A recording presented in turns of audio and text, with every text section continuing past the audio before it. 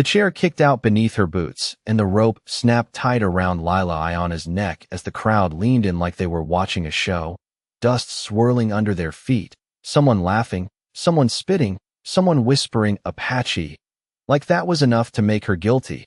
And right below her, a small leather medicine pouch slipped from her hand and hit the dirt, crushed under a boot before anyone even noticed. Except one man stepping through the crowd too late, Caleb Thornfield, hat low, eyes steady, not reaching for his gun, not shouting, just looking up at the girl choking above him and then down at the pouch. And something in his face changed, slow and quiet, like a storm deciding to arrive. "Who saw her do it?" he asked, voice cutting cleaner than any bullet. But no one answered, not the sheriff, not the men who tied the knot, not the woman crying for revenge. And the silence stretched until it broke under a distant sound. Hooves, faint at first, then building, 1 rider, then 10, then more than anyone could count. And suddenly the same crowd that cheered stepped back as 500 Apache warriors filled the square without raising a weapon, just watching, waiting, and Caleb finally reached for the rope, but he didn't cut it yet, not until the whole town lowered their eyes. They said justice didn't need proof out here. Only a crowd willing to believe it. And this morning, Dry Creek had both. The sun hung low and pale over the wooden buildings, casting long shadows across the square where a young Apache woman stood with her wrists bound, her chin lifted not in defiance, but in something quieter, something steadier, as if she understood a truth no one else cared to see. Her name was Lila Ayana, and dust clung to the hem of her dress like the land itself was trying to hold her in place. Around her, boots scraped against packed dirt, men shifting, women whispering, children watching from behind skirts, learning early what fear looks like when it wears the mask of certainty. No one stepped forward to question it. Not the shopkeeper who claimed something was missing, not the ranch hand who swore he saw her near the wrong place at the wrong time. Not even the sheriff who kept adjusting his belt like it might carry an answer. Instead of a badge, because the truth was lighter than the story they needed.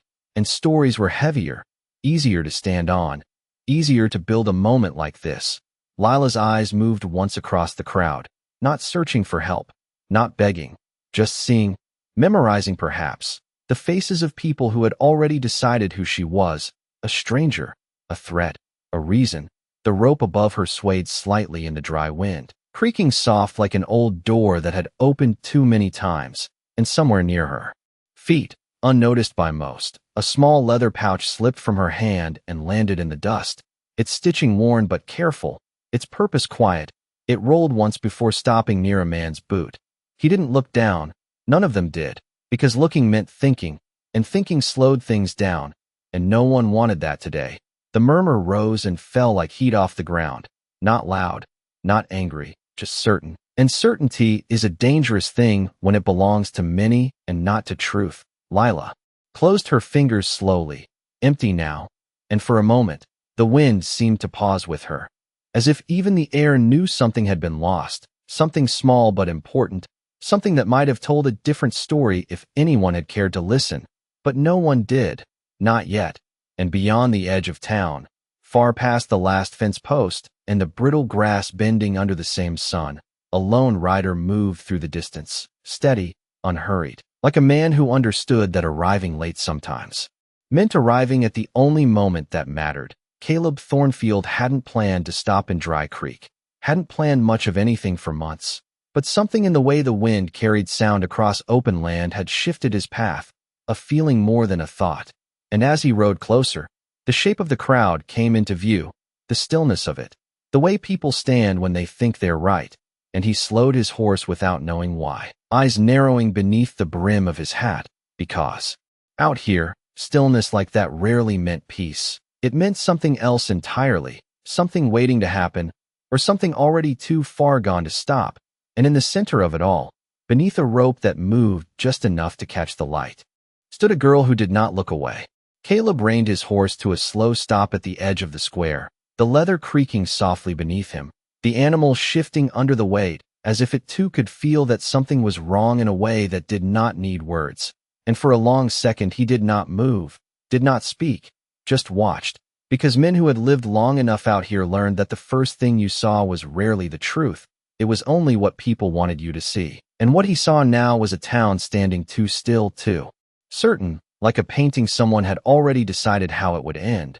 His eyes moved across the faces, reading them the way he used to read weather, the tight jaws, the lowered gazes, the few who looked almost proud.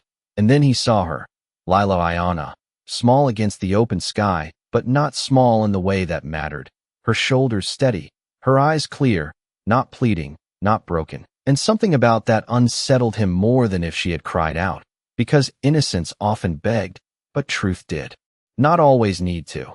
He swung one leg over and stepped down into the dust, boots landing soft, deliberate, and the sound alone was enough to pull a few heads in his direction, not many, just enough to ripple the surface of the moment. The sheriff noticed him then, relief flickering across his face like a man who had been hoping someone else might carry the weight he did not want to hold. "Thornfield," the sheriff said, voice trying to sound steady, "this is not your concern." But Caleb did not answer right away. He walked forward instead, slow, measured, each step closing the distance between himself and the center of the square, until he stopped near the fallen leather pouch that lay half buried in the dust, scuffed, overlooked, forgotten. He looked down at it, then at the boot that had crushed it without thought, and then back up at the girl above. And for the first time, something like doubt passed through his eyes, not doubt in her, but in everything else. "What happened here?" he asked, not loud, not sharp, just clear enough that the words settled into the space like a stone into still water. No one answered at first, because answering meant choosing a side in front of a man who did not look like he would forget the choice. A ranch hand finally spoke, voice rough. She took what was not hers, and another added, "And worse," though he did not say what worse meant, because out here, people often let imagination do the work truth could not support. Caleb let the silence stretch again. Then he bent slightly and picked up the pouch, brushing the dust from it with his thumb. The leather was worn but cared for, the stitching tight, the kind of thing made by someone who knew its value was not in how it looked, but in what it carried. He loosened the tie just enough to glimpse inside. Herbs, carefully wrapped, measured, chosen, not the kind of thing someone gathered for greed, but for need. And when he looked up again, his gaze had changed, quieter, heavier, like a man who had just found a piece of a story no one else had bothered to read. "Who saw her take anything?" he asked, and this time his voice carried something else beneath it, not anger, not threat, just a weight that pressed down on the edges of the crowd, making a few men shift where they stood, making the sheriff look away, because no one stepped forward, no one pointed, no one claimed certainty when it was asked for plainly. And Caleb nodded once, almost to himself, as if confirming something he already suspected. Then he stepped closer, not to the rope, not yet, but to stand where everyone could see him clearly, where his presence could not be ignored or explained away. And for the first time since the morning began, the certainty in the square began to crack, just a little, just enough for doubt to slip in like wine through a broken board. And Lila watched him, not with hope, not with relief, but with recognition, as if she had been waiting not for rescue, but for someone willing to see. The wind shifted across the square, carrying a dry whisper of dust that brushed against boots and hems.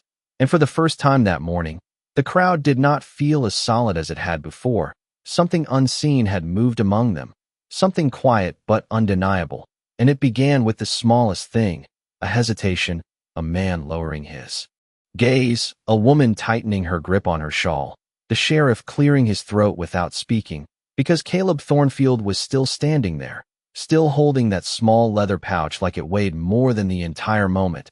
And he did not rush, did not force, he simply waited. And waiting can be more powerful than any demand when truth is trying to find its way through noise. His eyes moved again across the faces, slower now, more deliberate, until they stopped on a young boy near the edge of the crowd, no more than 10, thin shoulders, pale from fever, standing beside a woman whose hand rested on him protectively. The boy's eyes were fixed on the pouch, not with curiosity, but with recognition, and Caleb saw it, the way a man sees the first crack in ice before it breaks. "You," Caleb said softly, not pointing, not accusing, just inviting. The boy startled, looking up at his mother, who shook her head quickly, too quickly, fear tightening her voice before she even spoke. "He knows nothing," she said. But the boy did not look away from the pouch. And children have a way of holding on to truth even when adults have learned to let it go. Caleb crouched slightly, bringing himself lower, not above them, not over them, just level. "What is your name?" he asked, and the boy swallowed before answering. "Eli," his voice barely more than a breath. Caleb nodded once, then loosened the tie on the pouch just enough for the scent inside to escape. Faint but clear, sage, dried bark, something bitter and healing all at once. The boy's eyes widened, and his hand moved instinctively toward his chest, where beneath his shirt, something similar must have rested before. "Have you seen this before?" Caleb asked, still calm, still steady, and the boy hesitated only a second before nodding, small but certain. The mother's grip tightened, but it was too late. The truth had already stepped forward, quiet and uninvited. "She gave it to me," Eli said, voice trembling but not breaking, and a ripple passed through the crowd, not loud, not sudden, but real, like the first roll of distant thunder. Caleb did not look surprised. He only asked, "When?" And the boy glanced down, remembering. "Last night, by the well. I could not stand," she stayed. His words came slow, searching, honest in the way only someone untouched by pride can be. She said it would help. And now the silence returned. But it was not the same silence as before. This one was heavier, filled with something uncomfortable, something shifting, because stories built on fear begin to weaken when faced with simple truth. The sheriff shifted his weight again, eyes darting between Caleb and the crowd, waiting for someone else to take control of what was slipping away. But no one did, because no one wanted to be the first to admit they had been wrong. And Caleb rose slowly to his feet, the pouch still in his hand, and for a moment, he did nothing. He did not speak. He did not accuse. He simply looked at Lila Ayano again. And this time, there was no doubt left in his expression, only a quiet understanding. And something else, something harder to name, something like respect. And above them, the rope moved once more in the dry air. But now it felt out of place, like a mistake waiting to be corrected. And somewhere far beyond the edge of the square, beyond the last line of buildings where the land opened wide and empty, a sound began to rise, so faint at first that it could have been mistaken for wind. But it was not wind, it was rhythm, distant, steady, growing, and though no one in the square could yet see what was coming, something deep and old inside them recognized it, and the certainty they had held so tightly began to slip through their fingers. The sound grew steadier, no longer mistaken for wind, no longer something the mind could ignore. It came in measured beats that rolled across the open land and slipped into the bones of every man and woman standing in the square, and one by one, heads began to turn, not toward Caleb, not toward Lila, but toward the horizon where the earth met the sky in a thin, trembling line. The sheriff was the first to step forward, not out of courage, but out of unease, his hand hovering near his belt as if that might give him control over something far larger than himself. "What is that?"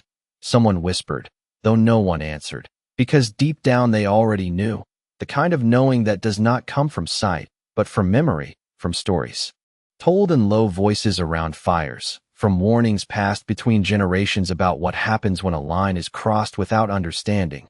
Caleb did not turn right away. He remained where he stood, the pouch still in his hand, his eyes still on Lila Ayana, because the truth had already arrived here before anything else, and he would not look away from it now.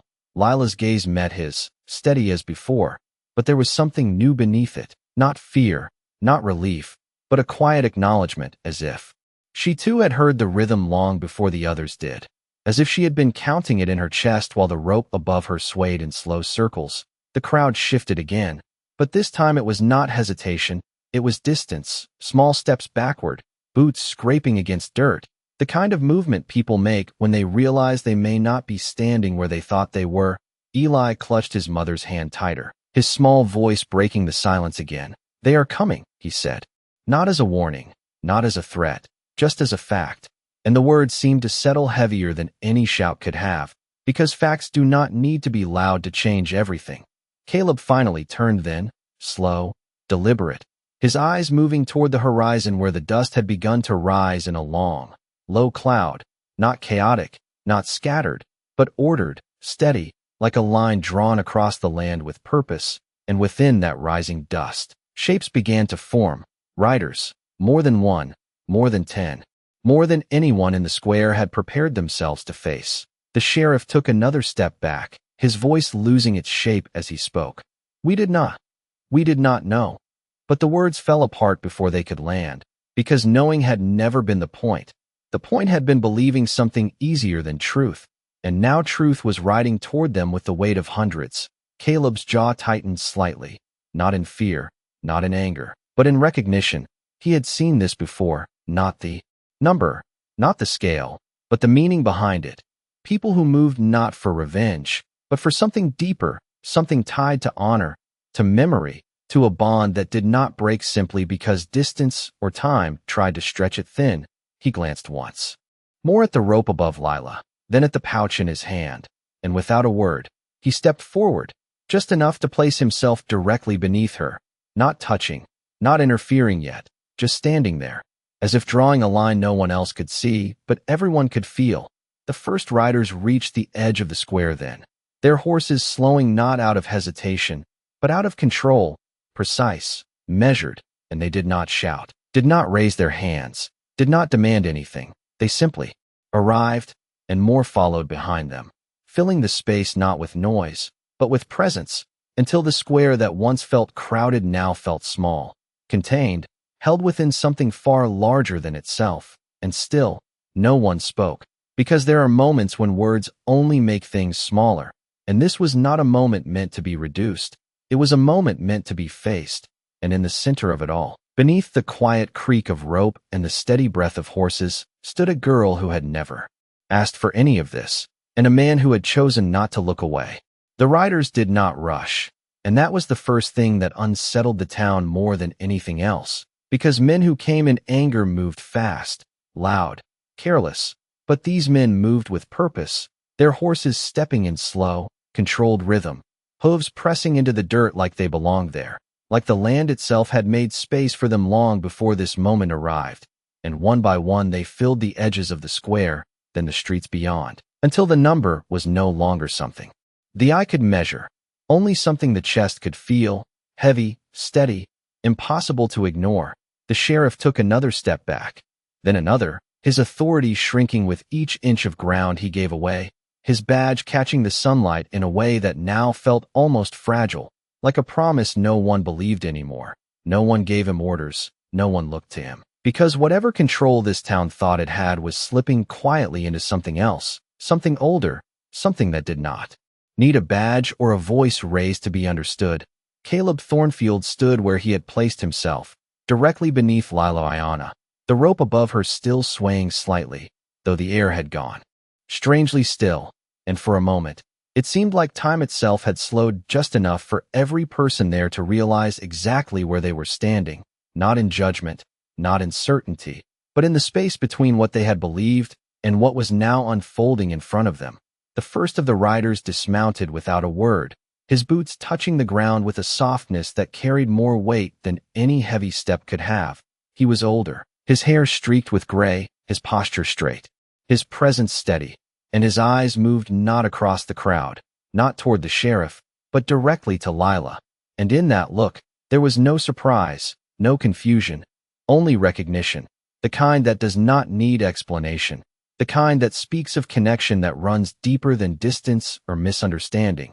He took a few steps forward, slow, measured, and the rest of the riders remained where they were, still as stone, not a hand raised, not a voice lifted, and that silence pressed against the town harder than any shout ever could. Caleb watched him approach, his own stance unchanged, not defensive, not welcoming, simply present, the way a man stands when he knows this moment does not belong to him alone. Their eyes met briefly, and something passed between them, not challenge, not agreement, just understanding. The kind men recognize when they have both seen enough of the world to know when something matters more than pride. The older man stopped a few feet away, his gaze lifting once more to Lila, and for the first time since the morning began, something shifted in her expression, not fear, not relief, but something softer, something human, like a weight she had been carrying alone was no longer hers to bear. The crowd watched, unmoving, uncertain, because no one had prepared them for this kind of moment. There was no script for what to do when those you judged did not come with anger, but with presence. And when the truth you ignored returned not with noise, but with silence that demanded to be faced. Caleb finally moved then, slow and deliberate, his hand reaching up toward the rope, but he did not cut it yet. Not before the moment settled fully into the ground beneath them. Not before every eye in that square had seen what they needed to see, because some actions only carry meaning when they are witnessed, when they are understood not as defiance, but as correction. And above him, Lila did not speak, did not move. She only looked out across the people who had chosen her fate without knowing her name. And in that look, there was no anger left, only something far heavier, something that would stay long after the dust settled and the riders turned away, something the town would not forget, even if they tried. Caleb's fingers reached the rope, not hurried, not trembling, just steady. The kind of steady that comes from knowing exactly why a man moves and what it will cost him if he does not. And for a moment, no one breathed, not the sheriff, not the crowd, not even the horses that stood like carved shadows around the square, because this was no longer about a girl or a town or even a misunderstanding. This was about something simpler and harder at the same time, the moment when a man decides whether he will stand with what is easy or what is right. And Caleb Thornfield had already made that choice long before he stepped into Dry Creek. His hand tightened slightly, and the rope loosened, just enough to ease the weight above. Not a dramatic motion, not a gesture meant to draw attention, but a quiet correction, like setting a broken thing back where it belonged. And as he did, the older Apache man took one more step forward, stopping close enough that the distance between them held meaning. Not threat, not challenge, just presence. And when he spoke, his voice was low, measured, carrying the kind of calm that only comes from men who do not need to prove anything. She walked alone so others could live, he said, not to Caleb, not to the crowd, but to the space itself, as if the land should hear it first, and the words settled into the square heavier than anything shouted that morning. Because truth spoken without force has a way of finding its place. Caleb glanced at the pouch, still in his hand, then back at the man, and gave the smallest nod, not agreement, not submission, just recognition. And above them, Lila felt the tension in the rope change, felt the weight shift, and though she did not speak, her shoulders lowered just a fraction. The first sign that the moment had begun to turn around them. The crowd stood frozen in something that was no longer certainty, no longer anger, but something closer to reflection, the kind that comes too late but still comes. The sheriff opened his mouth once, then closed it again, because there were no words left that would not sound hollow in the face of what was unfolding. Eli stepped forward slightly from his mother's side, his small hand lifting as if to say something more, but he did not need to. His truth had already done what it needed to do, and the riders, all 500 of them, remained still, not advancing, not surrounding tighter, just present, and that presence carried a message clearer than any demand could have. They had not come to take. They had come because something of theirs had not returned, and now they stood to see why.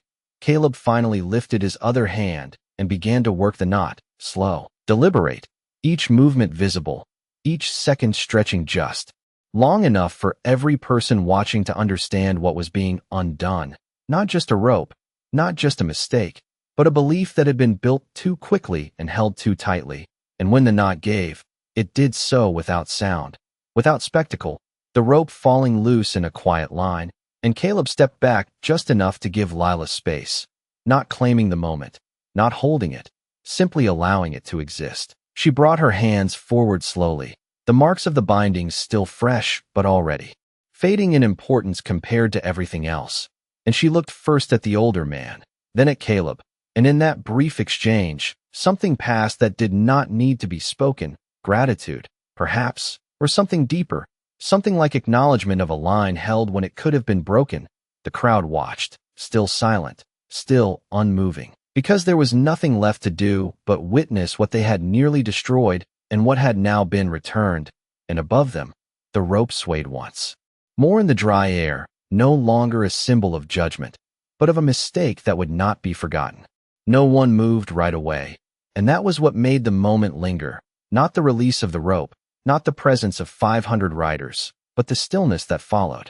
The kind that settles in when people realize they have stepped too far in one direction and cannot simply walk it back without feeling the ground beneath them shift. Caleb lowered his hands slowly, the rope now hanging loose behind him, forgotten in shape, but not in meaning. And he did not look at the crowd, not yet, because some things are not meant to be forced into the open, they are meant to rise on their own. Lila Ayana stepped forward, just one step, her boots pressing into the same dirt that had held her moments before. And though her movement was small, it carried across the square like a change in weather. The older Apache man inclined his head slightly toward her, not as command, not as permission, but as acknowledgement, and she bent to retrieve the leather pouch from Caleb's hand, her fingers brushing against it with a familiarity that spoke of care rather than possession. She checked its contents briefly, not out of suspicion, but out of habit, then closed it again and held it close to her chest, as if the quiet purpose inside mattered more than everything that had just unfolded. Caleb stepped aside without a word, giving her space not because he was told to, but because he understood when a moment no longer belonged to him.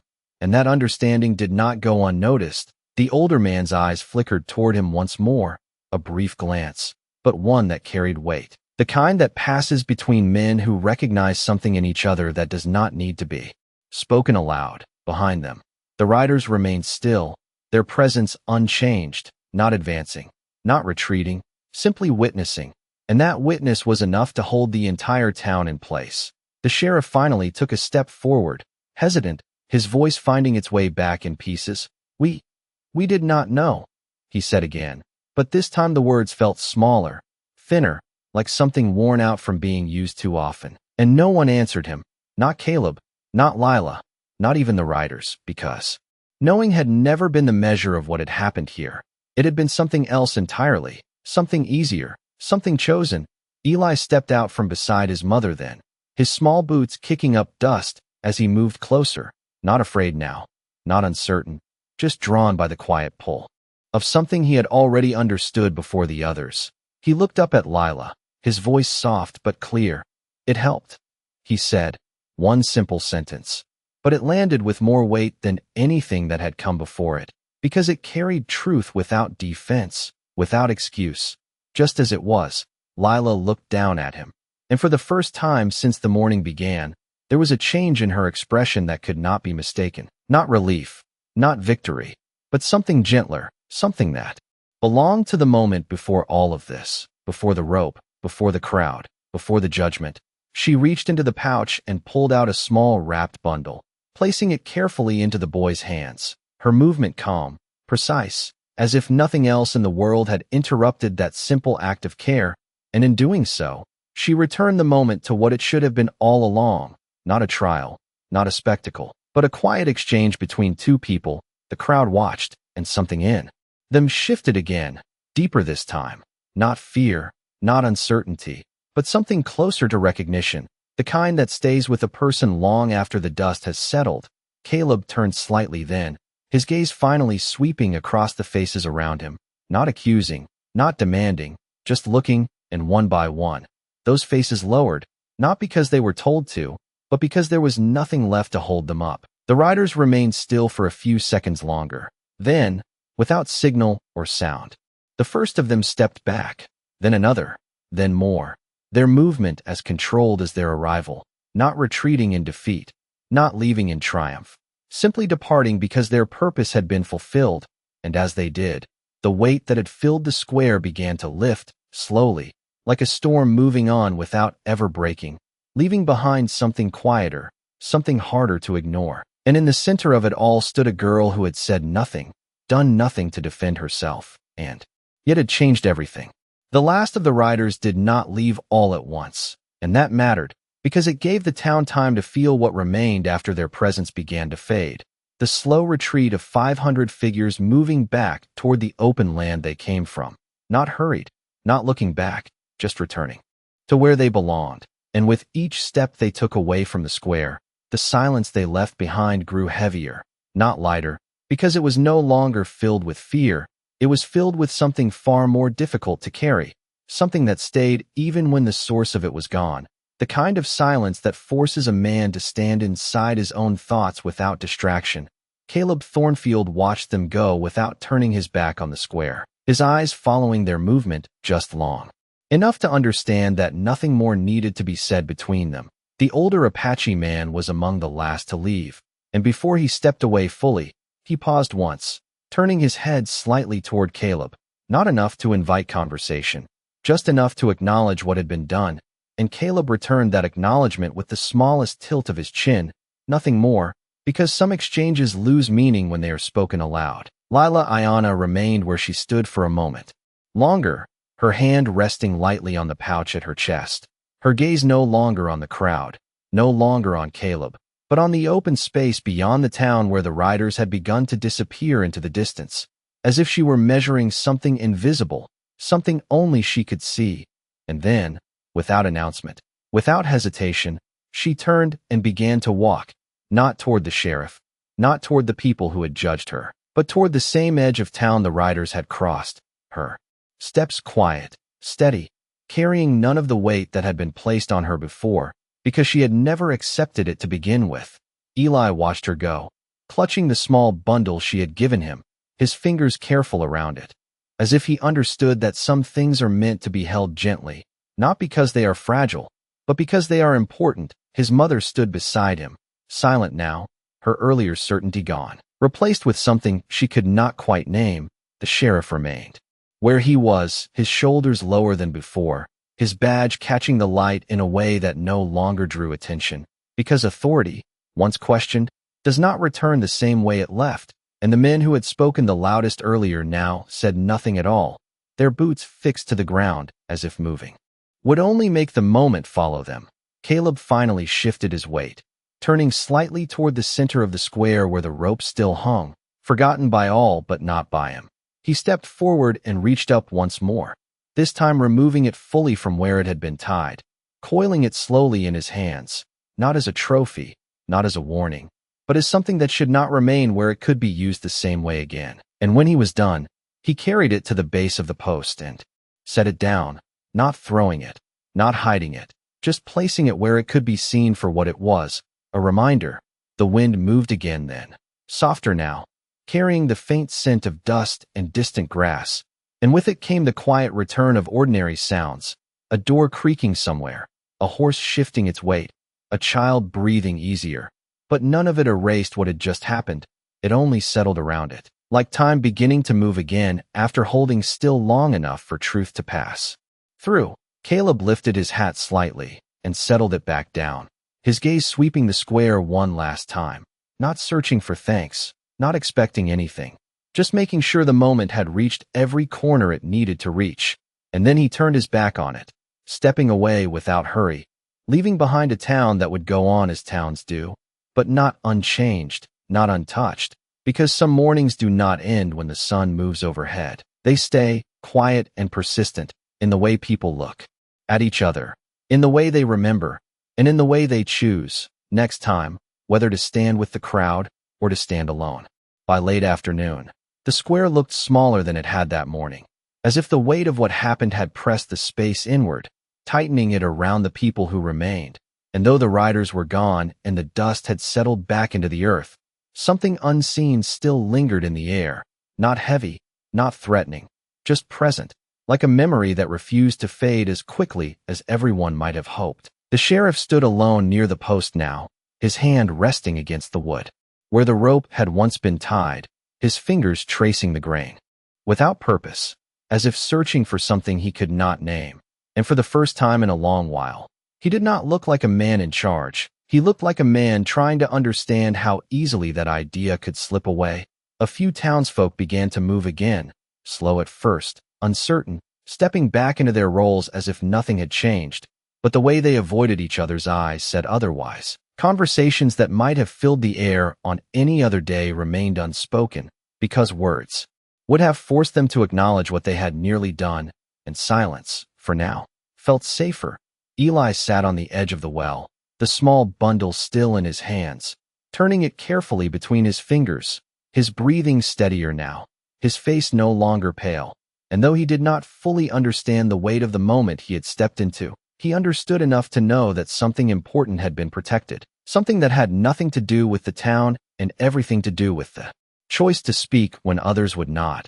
His mother watched him from a distance, her expression softer now, her earlier fear replaced with something closer to reflection, the kind that comes when a person realizes that silence can be just as dangerous as speaking the wrong words. Caleb Thornfield had already reached the edge of town, his boots carrying him along the same path Lila had taken not long before, though he did not follow directly. He gave her space, distance enough to respect the direction she chose, but close enough to see her silhouette against the fading light. The horizon stretching wide in front of them both, the land returning to its quiet rhythm as if nothing had interrupted it. And yet everything had. Lila walked with the same steady pace, her figure growing smaller against the open plains, the pouch still held close. And though she did not look back, there was no sense of leaving in anger, no bitterness in her steps, only a quiet departure, as if she had taken nothing from the town and left nothing behind except what they would carry themselves. Caleb paused for a moment, watching her from a distance, his eyes narrowing slightly, not in suspicion, but in thought, because men like him understood that moments like this did not end when the people involved walked away. They settled into the land, into memory, into the way future choices would be made. And then, without a word, he turned in a different direction, his path leading him away from both the town and the fading figure ahead, because his part in the moment had been simple: to stand, to see, and then to leave. Back in the square, the sheriff finally stepped away from the post, his shoulders straightening slightly, not in regained authority, but in quiet acceptance, and he removed his hat for a brief second, not as a gesture for anyone to see, but as something personal, something unspoken. Before placing it back on his head, the sun dipped lower, casting longer shadows across the buildings, stretching them out until they blurred into one another, and the town of Dry Creek began to settle into evening, doors closing, lanterns being lit.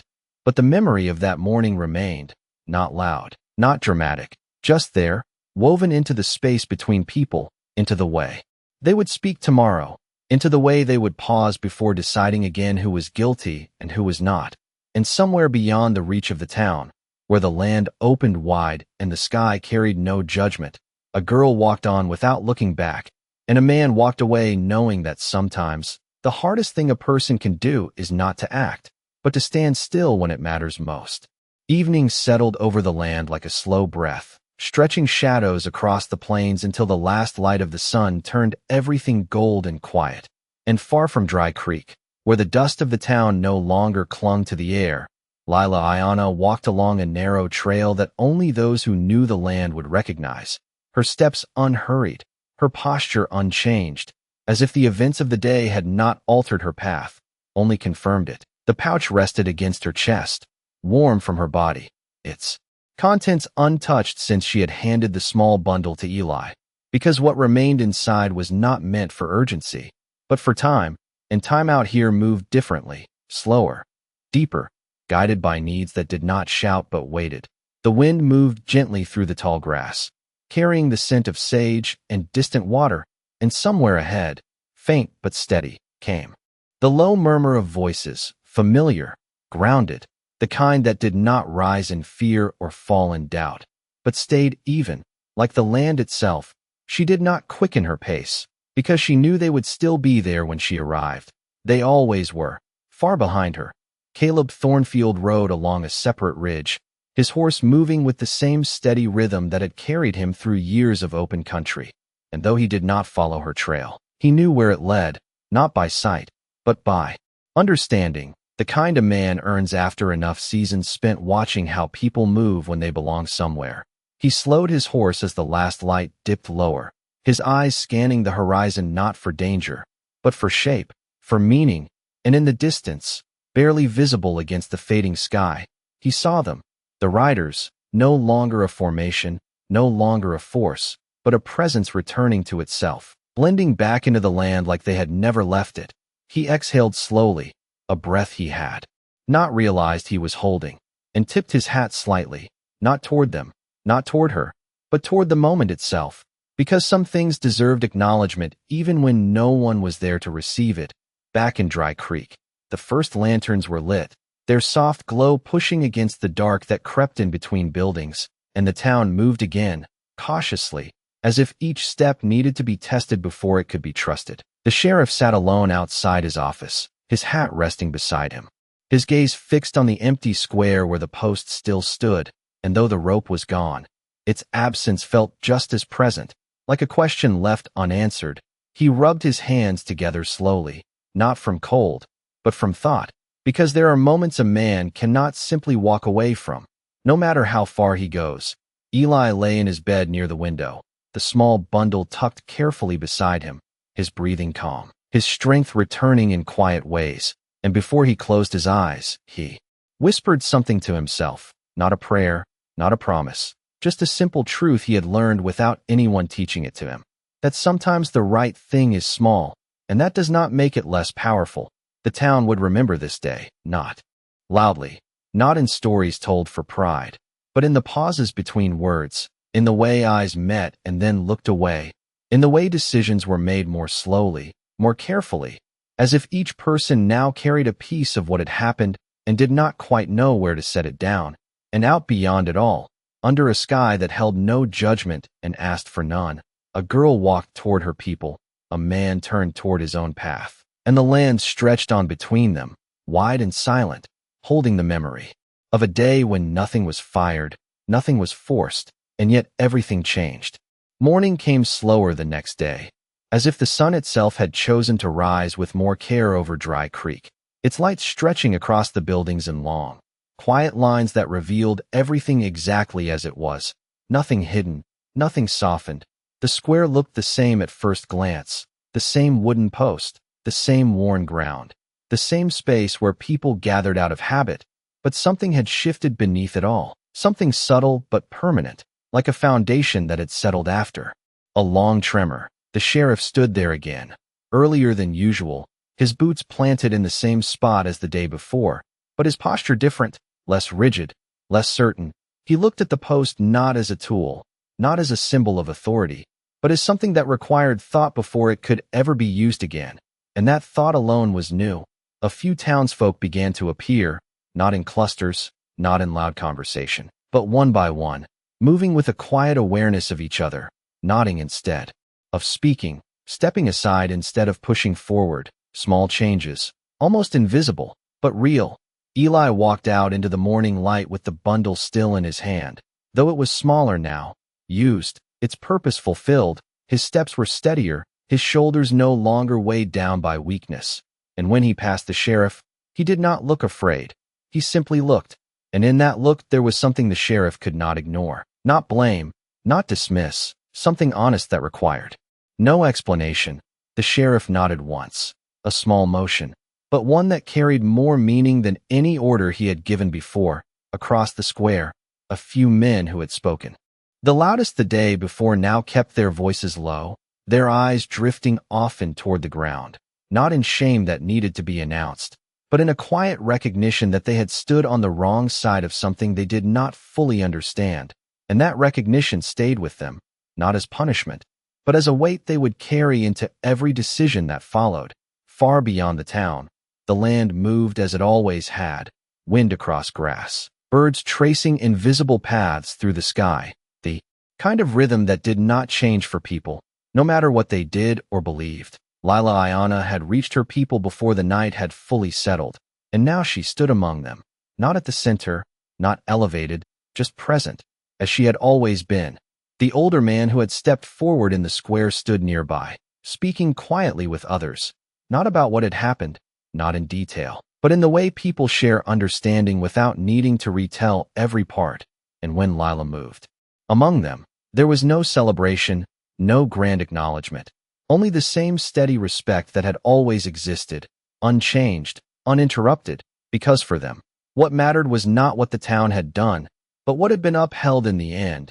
Caleb Thornfield rode on, miles away now, the town long behind him, the ridge he followed leading him toward no particular destination, just forward, as it always had. His thoughts were not heavy, not restless, just settled, like dust after a long ride. Because he had not set out to change anything. He had only stood where he believed he should, and sometimes that was enough. He paused once more at the top of a rise, looking out over the open land that stretched farther than any one man could claim. and for a brief moment, he allowed himself to think about the square, the rope, the silence, and the way it had all shifted without a single shot fired, without a single command given. And then he let the thought pass, because moments like that are not meant to be held on to. They are meant to shape what comes next, and nothing more. Back in Dry Creek, the day moved forward, but not as it had before. There was a pause now in the way people judged, a space between assumption and action. Small, almost unnoticeable, but present. And in that space, something new had taken root, something quieter than law, something stronger than fear, something that did not need to be spoken to be understood. And as the sun climbed higher, casting shorter shadows across the square, the town carried on, not unchanged, not untouched, but aware, in a way it had never been before.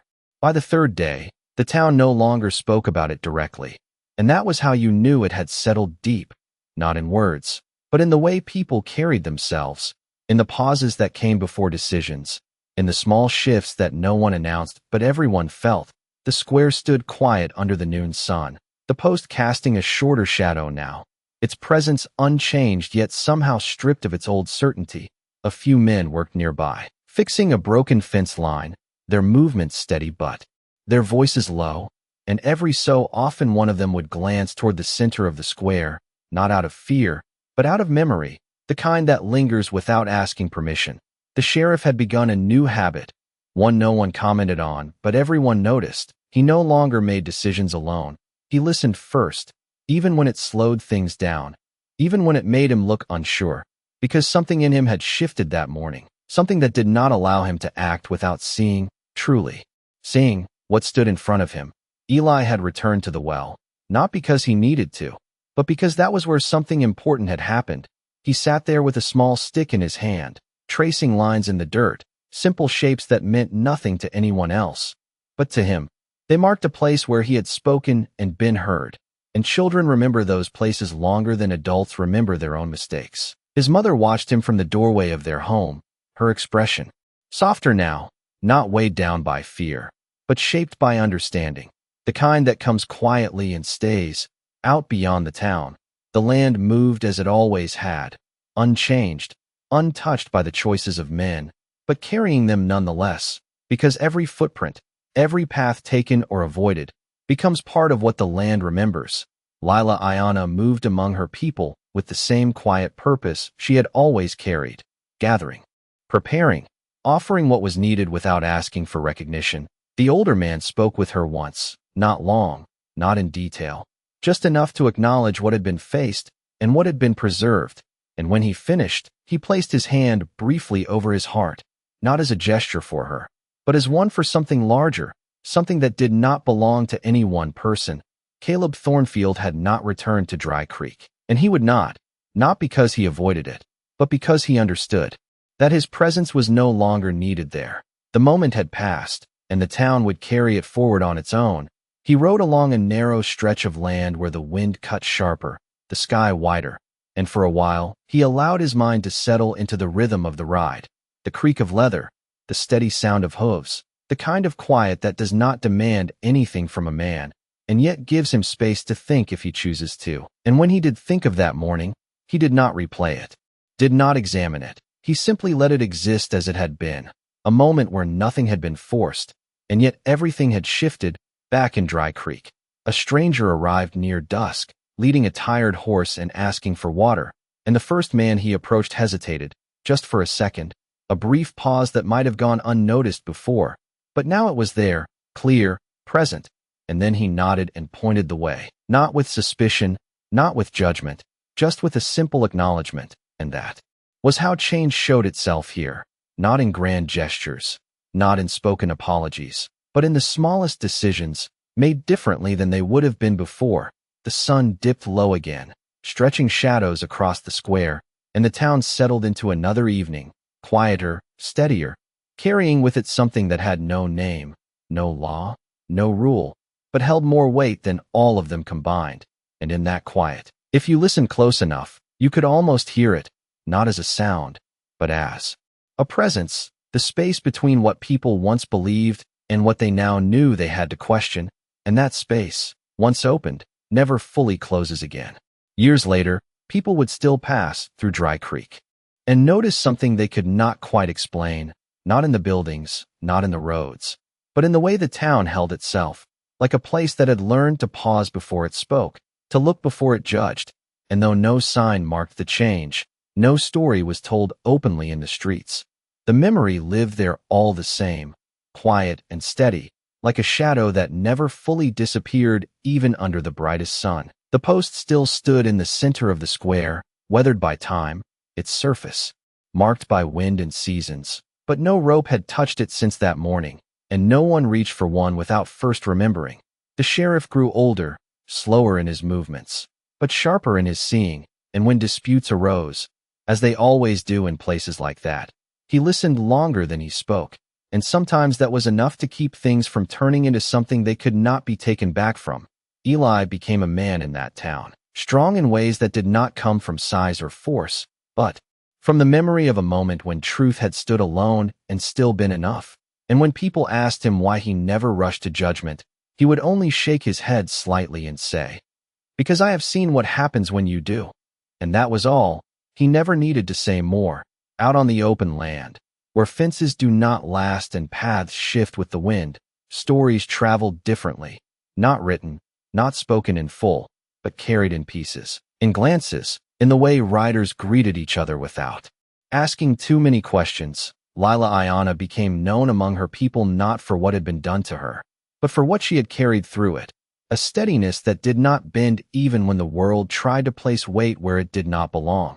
And she continued as she always had, moving where she was needed, helping where she could, her name spoken with quiet respect, not because she demanded it, but because she never needed to. Caleb Thornfield was seen less often as the years passed, a figure, moving along the edges of places rather than within them, a man who never stayed long enough to be known fully, but long enough to leave something behind that did not fade easily. And when he did pass near Dry Creek once more, many years after that morning, he did not stop. He only slowed his horse as he rode along the ridge above the town, his eyes drifting down toward the square for just a moment, long enough to see the post, to see the space where something had changed without noise, without force.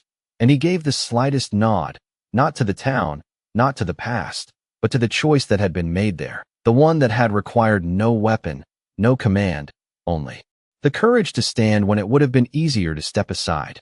And then he rode on, as he always did, leaving the land to carry the rest, because out here, justice does not always arrive with thunder. It does not always announce itself or demand to be seen. Sometimes it stands quiet in the center of a dusty square, waiting for someone brave enough to notice. And sometimes, that is enough to change everything, not all at once, not for everyone, but enough that the next time a moment like that comes, someone pauses, someone looks closer, and someone chooses differently. And in places like the Old West, that kind of change is the closest thing to peace a man will ever know.